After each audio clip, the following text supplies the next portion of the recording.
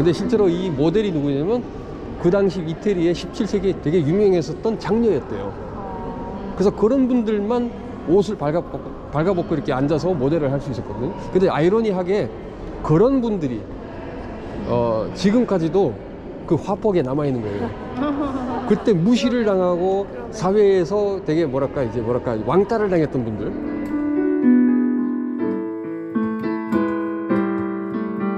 아까 궁전 안에 들어오면서 제가 보여드린 게 바로크 양식, 이제 건축의 바로크를 보여드린 거고, 그 다음에 인테리어, 실내 장식의 바로크를 보여드린 거고, 여기는 미술의 바로크입니다. 근데 비슷하지 않습니까? 똑같이 이렇게 손과 발이 막 얽혀져 가지고 뭐가 뭔지 알 수가 없고 역동적이고 뭔가 불안하게 만드는 거죠. 여기 이제 하반신이 말이고 상반신은 사람인데, 이게 겐타우루스라고 합니다. 그리스 신화에서 겐타우루스와 사람이 붙어서 싸우고 있어, 서로 죽이고 있는 거예요. 지금 전쟁이 일어났습니다. 이게 어찌 된 일이냐면 사람들이 결혼식을 합니다. 근데 겐타우루스들이 와서 사람들아, 우리도 좀 먹고 마시자. 그럼 사람들이 그래, 같이 술 먹자. 근데 겐타우루스들은 술 먹으면 어떻게 돼요? 하반신이 말이다 보니까 말의 정력이 살아가지고 정신이 막 꺼지는 거죠. 그래가지고 정신없이 막 사람들의 아내들을 납치하기 시작했습니다. 근데 사람들이 가만히 있을 수가 없으니까 칼을 들고 이제 붙어서 싸우는 겁니다. 이제 근데 하늘의 신들이 보니까 아무리 봐도 사람들을 도와줘야 되겠다. 그러면 이 말들이 지금 틀린 거거든요. 그래서 신들의 도움을 받아가지고 그날 밤에 모든 말들을 켄타우로스들을 멸종시킨 겁니다. 그게 그리스 신화 내용입니다. 근데 이 그림에서 뭐가 보이냐면 우리 마음이 보입니다. 사실은 우리 사람들 마음속에서 이런 전투가 매일매일 순간마다 벌어지고 있습니다. 지금 이 그림을 보시고 계신 선생님분들도 이런 싸움이 벌어지고 있거든요. 그게 무슨 말이냐면 나의 자연적인 어떤 그 육신, 나의 육신과 나의 영성, 이성과 감성이 항상 붙어서 싸우고 있습니다. 예를 들어서 내가 느낌상으로는 이거를 너무 하고 싶은데, 그런데 이성적인 거, 윤리 도덕의 기준에 의해서는 그걸 하면 안 되는 거예요. 예를 들어서 저는 얼마 전에 그랬어요. 어떤 애기 손에 보니까 망고가 있더라고. 근데 되게 맛있어요, 이게. 근데 진짜 순간적으로 미친 생각이, 이게 애가 힘이 없으니까 그냥 뺏어 먹으면 되지 않냐. 근데 그게 감성이고 윤리 도덕에 의해서 그게 하면 됩니까? 안 되잖아. 그러니까 이런 것이 항상 붙어서 싸우는 거예요. 근데 겐타우루스가 이기면 큰일 나는 거고, 근데 사람이 이겨야 됩니다. 자, 선생님 여러분 마음속에서 일어난 그 전투에서 겐타우루스가 아닌 사람이 늘 승리하시기 바랍니다. 이제 그런, 이렇게 또 이제 우리 설명합니다. 네. 줄리오 루카 조르다노라는 유명한 이태리 마로코 화가입니다. 이 사람이 제우스입니다. 이 여자는 그냥 여잔데 자기 남편의 모양으로 변해가지고 제우스가 속인 거예요. 그래서 지금 여자가 바람피고 있다는 걸 자기도 모르는 거예요. 제우스하고. 근데 이제 여기는 지금 할머니가 엿보고 있는데, 실제로 이거는 뭐냐면, 보세요.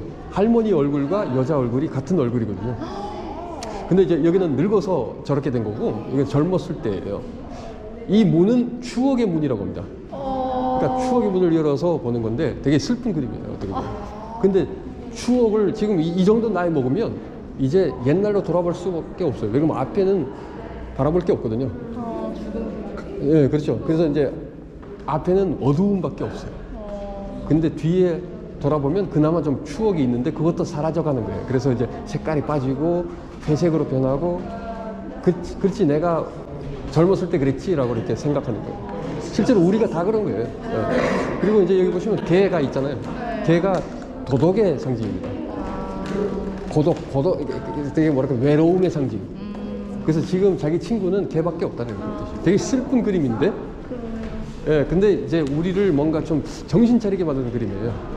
우리가 그냥 일반인처럼 살면 앞에 어두운 뿐인데, 근데 의미 있는 추억을 만들면 앞에도 뭔가 밝은 게 보이고. 그래서 이런 추억 말고 예, 바티칸에 있는 회랑하고 똑같이 만들어진, 예, 어떻게 보면 작동이죠, 작동. 예, 여기 이제 메인 주제가 뭐냐면 성경에 있는 내용들을 순서 있게 쫙 이제 창세기부터 계시록까지 쫙 표현을 한 거예요, 그림으로.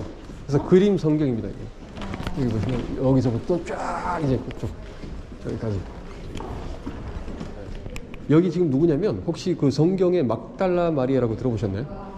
이 막달라 마리아가 원래 몸 파는 일을 하다가 예수 그리스도를 만나고 이제 자기가 반성해가지고 자기 옛 인생을 완전히 버리고 회개를 했다. 그러니까 기독교 말로는 회개라고 하는데, 그래서 회개하는 막달라 마리아라고 이렇게 이 그림 주제를 그렇게 정해놨습니다. 여기는 상징적인 뜻이 많아요. 예를 들어서 옷이 약간 벗겨지고 있어요. 지금 역동성이 있죠. 그러니까 옷이 몇 초 후에 떨어질 것 같은 그런 느낌이 있는데, 그게 뭐냐면 아래쪽일수록 옷이 지저분해 보여요. 옛 인생에 대한 포기예요. 나는 옛날 옷을 벗어버리고, 성경책을 보시면 예수님이 피를 흘려가지고 우리를 새 옷을 입혔다는 게, 하얀 옷을, 흰 옷을 입혔다는 거예요. 그래서 이제 옛 옷을 벗어버리고 이제 빛을 받고 있는 거예요. 그래서 뒤에 배경이 되게 불안해 보이거든요. 근데 이제 빛이, 따뜻한 빛이 이렇게 내려오는데, 그것이 바로 예수님의 사랑과 용서와 어떤 천국의 빛이라는 뜻이에요. 근데 여기 보시면 해골이 있는데, 해골 위에 말씀이 있는 거예요. 말씀이라는 게 성경책이에요. 그래서 이제는 내가 말씀으로 인해서 거듭됐다. 거듭됐다는 게 새로 태어났다는 뜻이에요. 그런 뜻이고요.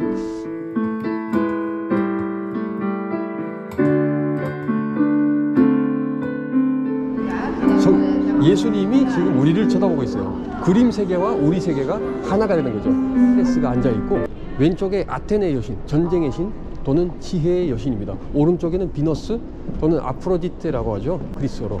아프로디테가 미의 여신이지 않습니까? 미와 또 쾌락의 여신이기도 해요. 자, 두 여신 중에 헤라클레스가 하나 선택해야 됩니다. 지금 아프로디테가 헤라클레스를 유혹하려고 합니다. 장미꽃 보여주고, 그 다음에 자기 몸을 일부를 노출시켜 가지고 이렇게 막 가슴하고 눈빛 던지고. 그래서 이제 헤라클레스는 한편 몸은 비너스 쪽으로 이렇게 쏠리고 있어요. 이렇게. 근데 자꾸 귀는 아테네 말을 열심히 들어주고 있는 거예요. 근데 아테네는 지혜의 상징입니다. 그리고 이제 뭔가를 보여주고 있는 거예요. 지금 아테네가. 보세요. 아테네가 지금 몽둥이를 가리키고 있어요. 근데 비너스도 역시 여기 이렇게 가리키고 있어요.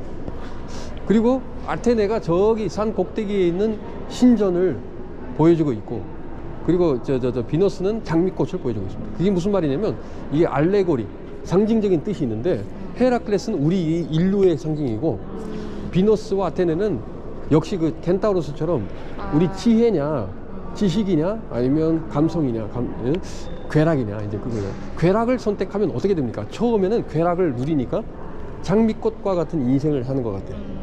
근데 나중에 끝은 몽둥이를 맞고, 아니 맞잖아요. 이제 어린애가 만약에 이제 고등학생이 맨날 양아치처럼 술 먹고 싸우고 막 이렇게 하면, 나 어디 이렇게 공부를 못 해가지고 나중에 막 노가다 하고 막 그랬잖아요.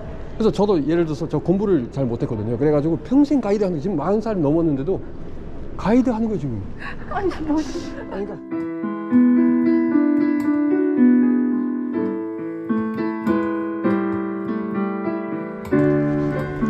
마침 지금 손님분들도 지금 3분 아니십니까? 똑같은 포즈를 취해가지고 옆에 서시면 사진 찍을 수 있습니다. 네.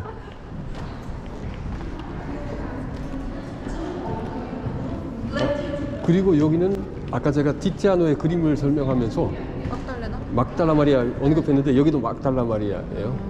그리고 여기는 이제 끈으로 이렇게 묶었잖아요. 이게 무슨 말이냐면 죄의 노예, 죄의 노예, 육신의 노예라는 뜻입니다. 근데 이제 자기가 이런 포즈 하고 있더라고요. 이게 뭐냐면, 이게 되게 신기합니다. 이거는 제가 심리학자의 말을 들어보니까, 자기 솔직하게 마음속에 깊이 있는 것들을 털어놓을 수 있는 그런 상태에 있으면 사람이 이렇게 한대요. 나는 숨길 게 없다. 이거야. 내가 어떻게 할 수가 없다. 이렇게 뜻이에요. 그래서 사기꾼들도 상대방을 설득시키기 위해서 이렇게 하잖아요. 이거 봐라, 내가 나 아니야 하면서, 내 돈 없어 이렇게 하잖아요. 아니야, 이거 보라. 그래서 그러니까 이거야. 이게 회개하는 막달라 마리아. 그리고 이제 보세요, 눈물을 흐르고 있어요. 되게 아름다운 조각상입니다. 어떻게 보면. 그래서 이제 이거 해골은 뭡니까? 옛 인생에 대한 죽음, 회개의 뜻입니다. 나는 그리스도와 함께 십자가에 못 박혔다라고 이렇게 표현합니다. 이제 그리스도와 함께 죽었다는 뜻이. 제가 강조하고 싶은 게 뭐냐면 사이즈가 작아요, 그림. 자, 그게 무슨 말이냐면 종교 개혁이 일어나면서 네덜란드가 이제는 수도원 교회라는 이 발주처가 없어진 거예요. 그래서 칼빈의 어떤 교리에 따라서 우리가 그림, 성화 이런 거를 그리면 안 된다 그래가지고, 그래서 뭡니까? 일반인들한테 이제 시장이 넘어가 버린 거예요. 일반인들이 이제 그 발주처가 고객이 되고, 근데 일반인들은 돈 많겠습니까? 없잖아요, 개인이. 그래서 이제 작은 사이즈로 작게 그려가지고 저렴하게 팔고, 그리고 이제 일반인들의 생활의 모습을 그림에 내가 담기 시작했어요. 자, 여기는 돌아온 당자라는 작품인데요. 아마 성경 이야기를 많이 들어보셨을 겁니다. 그죠? 예수님이 한 비유 중에, 그러니까 이야기 중에 하나인데요. 어떤 아버지한테 아들이 2명 있었죠. 하나는 말 잘 듣는 아들이었고, 하나는 진짜 말 안 듣는 아들이에요. 근데 말 잘 듣는 아들은 항상 아버지를 도와주고 아버지 옆에 있었는데, 날라리 같은 그런 말 안 듣는 아들은 아빠한테 와서 이상한 소리 하는 거예요. 아빠가 어차피 돌아가실 거니까 유산을 미리 달라. 그래가지고 그런 거는 사실은 있을 수 없는 일인데, 근데 그런 아들이 있었어요. 그래가지고 아빠가 어디 야단치지도 않고 오히려 그래 아들 네 선택이니까 그렇게 하라. 그러니까 돈을 주신 거예요. 근데 그 돈을 갖고 사업을 하면 이해할 수 있는데, 사업은커녕 그냥 막 창녀들하고 놀면서 술 먹고 막 돈을 다 써버린 거예요. 그래가지고 자기가 할 수 있는 게 없으니까 마침 그 나라에 또 경제적 위기가 들이닥쳐가지고 자기가 간 나라에, 그래가지고 자기가 돼지를 키우는 알바를 하게 됐어요. 근데 그거 알바한다고 돈 받는 것도 아니고 돼지가 먹는 사료 자기가 같이 먹게 알바하는 거예요. 그러다가 건강 다 버리고, 그러고서 이제 자기가 딱 기억난 거예요. 아, 내 아버지가 부자가 아니냐. 내가 아빠한테 가서, 물론 더 이상 아들의 자격이 없지만 내가 아빠 밑에서 노예하면 더 낫지 않을까. 그래서 아빠한테 가서 아빠, 저는 더 이상 아빠라고 하지 않을 테니까 노예하겠습니다 했는데, 아빠가 중간에 말을 끊었어요. 눈물을 흘리시면서 야 이 새끼 그런 소리 하지 마 내 새끼야, 살아서 다행이구만 하면서 막 그 장면입니다. 지금 보세요. 아빠가 단 한 번도 아들을 포기한 적이 없어요. 아들이 혼자서 착각해가지고 혼자서 아빠가 나를 안 받아들인다고 고생한 거예요. 근데 아빠가 그동안 항상 기다리고 있었어요. 아들이 언제 올까 하는 그런 거예요. 그래서 이제 이게 부모님의 우리에 대한 마음을 보여주는 거예요. 우리가 잘못해도, 우리가 부모님을 무시해도 부모님은 절대로 우리를 무시하지 않고 끝까지 우리를 사랑해 준다는 이 부모의 사랑, 또 가족의 중요성을 보여주는 거예요. 그래서 이 그림 사실은 돌아가시기 직전에 그려진 그림인데, 이미 흐릿하게 손이 떨리거든요, 할아버지가. 근데 이 미술적인 입장에서 봤을 때는 뭐 이렇게 별로 이렇게 좋은 그림은 아닌데, 근데 그 마음 전달이 너무 잘 됩니다. 그 깊은 심오한 뜻이 잘 전달이 됐어요. 아빠의 아들에 대한 사랑. 여기도 역시 마찬가지예요. 여기 지금 주변이 어둡고 아버지 얼굴 쫙 비춰진 거예요. 그리고 이제 낡은 옷 있죠? 떨어지는 냄새 나는 거. 그것이 바로 우리의 모습입니다. 우리 마음입니다. 우리가 언제든지 부모님한테 잘못한 게 많아요. 부모님한테 다 갚을 수가 없어요. 부모님의 사랑을 우리가 이길 수가 없는 거죠. 그래서 그런 거. 그래서 얼굴이 살짝만 보이고 누구나 다 자기 자신을 그 자리에 넣을 수 있게. 그 자리에 나일 수도 있고. 그래서 이제 저는 우리 친할머니가 저를 키워주셨는데, 항상 이거를 볼 때마다 우리 친할머니가 생각이 납니다. 그래서 저 자리 딱 무릎 꿇고 싶어요. 그리고 이제 아버지 보세요. 왼손은 아빠 손이고 오른손은 여자 손이란 말이에요. 그게 가족의 중요성을 보여주는 거예요. 가족은, 완벽한 가족은 아빠와 엄마가 있어야지 애가 정상적으로 자라는 거예요. 그래서 가족을 절대로 무너뜨리면 안 돼요. 그래서 하나님의 계명 중에 10계명 중에 중요한 계명이 간음하지 말라라는 계명이죠. 그러니까 가족을 건드리지 말라는 뜻이죠. 그래서 그런 중요성을 보여주고, 빨간색은 예수 그리스도의 보혈의 뜻이고, 그리고 이 아버지의 또 다른 뜻이 뭐냐면 하나님 아버지예요. 그리고 예수 그리스도. 하나님이 항상 인간들을 기다리고 있는데, 인간들이 자꾸 하나님을 엄격한 하나님으로만 보는 거죠. 나는 죄가 많아서 하나님한테 가도 소용없어. 나는 이제 끝이야. 근데 그거는 마귀가 주는 생각이에요. 하나님은 그렇지 않고 언제든지 우리를 기다려주고 항상 품이 열려 있어요. 우리가 돌아오면 저렇게 받아준다는 그런 우리한테 소망과 기쁨과 사랑을 주는 아주 좋은 그림입니다. 그래서 이제 구간 투어를 항상 이 그림으로 마칩니다.